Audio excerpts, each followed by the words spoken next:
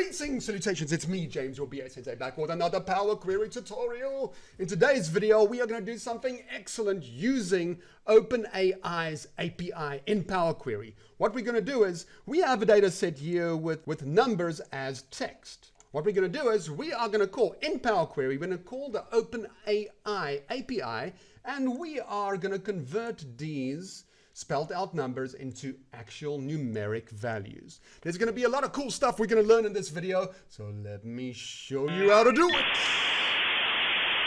Alright, so the first thing we do is you click on your data set, you go to data and you say from table array. Now this opens Power Query and you can see here is our one column data set. Right. So in an old school world, I would have done something like this. I would have created a list of numbers where you have the spelled out one and the corresponding numeric one. I would do some fancy things in a nested let using list accumulate and go through it and actually convert the number. Very old school, but with the existence of LLMs, we don't have to do that. We can just do it very simply by calling the OpenAI API. All right, so let's go to table one. Right, so there we're going to open Advanced Editor and we're going to start the magic. So the first thing we're going to do is we're going to add a new variable saying, calling it call GPT. Yes. And in there, I'm simply going to say table, add column. And the column we're going to add is we're going to add to the source table, which is the one at the back.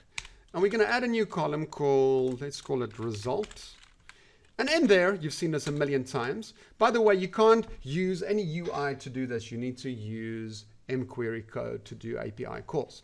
Okay, so what I'm going to do over here is I'm going to go and say for each, and I'm going to do a nested let in, and there we go. This is a nested let.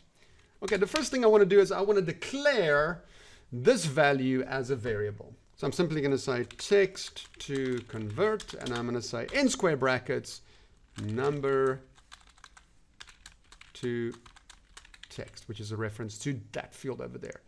And now before we go ahead, you know that in order for me to actually make a call to the OpenAI API, I need to have an API key. So what I'm going to show you is once we are in our OpenAI webpage over there, you can just go to your profile, go to API keys, and you can simply create a new key and say default project and create your secret key and copy that key out. And that is what we're going to paste in here. So I'm just going to say API key, and I'm going to paste the key in there. Don't worry, I'm going to paste my key in here, but I'm going to delete it after this video. Okay, so now that we have the base variables to start to make our call to the API, we are now going to conjure up and call a specific function to prepare the prompt first of all. So we're going to first prepare the prompt. And the function we're going to use is Json from value. So basically this requires a JSON format. I'm going to use JSON format to actually produce the message in such a way that the prompt is in a JSON format. So if we go in there, we're going to say create the prompt, and the prompt, we're going to say JSON from value. And now if you look at the API documentation, I'm going to kind of like guide you through it. This is what the message should look like. So I'm going to start with square brackets. I'm going to say we're going to use a model. The model is going to be GPT-4, right? And then it's going to ask for the messages. The messages we're going to send the model, and we're going to put that into curly brackets.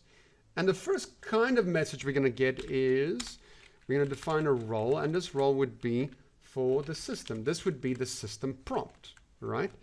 And then the second kind of role would be the user. This would be the user prompt. And then after that, we kind of like need to set the temperature. And I'm going to set the temperature to 0. Now, what does this temperature basically mean? Okay, this basically refers to the results that the model gives you back. So you can put values in like 0.5, 0.2, 0.7, 1 being the upper limit, 0 being the lowest limit. But basically this would determine the kind of randomness. 0 will introduce no randomness because we want to convert these text fields to numeric fields. So I don't want randomness or creativity in there. I want it basically just to return a very deterministic output. So I'm going to keep the temperature at 0. The second thing we look at over there at the role from the system is what is the content? And this is where we're going to write the prompt to the system. I'm going to say you are a helpful assistant that converts spelled out English numbers to numeric values. Return only numeric value. Okay, so that is the prompt we're going to send the system.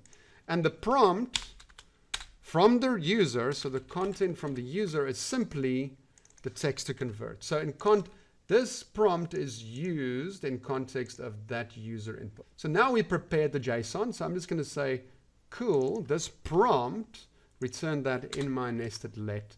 And let's see what that looks like, what this actually did for us. Okay, so what you basically see there is returned a document for each row in there. It's a binary JSON document. If we click on that, it's going to unfold the document for us. You can see it's going to call the model GPT-4. It's got a system role and then the content. It's got a user role and then the content and then the temperature. So we're going to use that as the prompt that we're going to send to the API. We're going to make an API call. So I'm going to say API call. And in there, what are we going to use for the API call? What functions? The functions we're going to use is we're first going to use Web.Contents. Web.Contents will allow us to make the API call, right? So HTTP URL. And then once we get the response, we are going to take JSON document to convert the response into JSON. The URL we're going to call, the endpoint we're going to call is this one over there. And you can see it returned a message there, missing bearer or authentication and header. So we need to set this up when we call that in the API key and give it the proper bearer and the proper API key. All right, so I'm just going to copy that out. So now we're first going to say JSON document because we're going to take the output of this and parse it as JSON.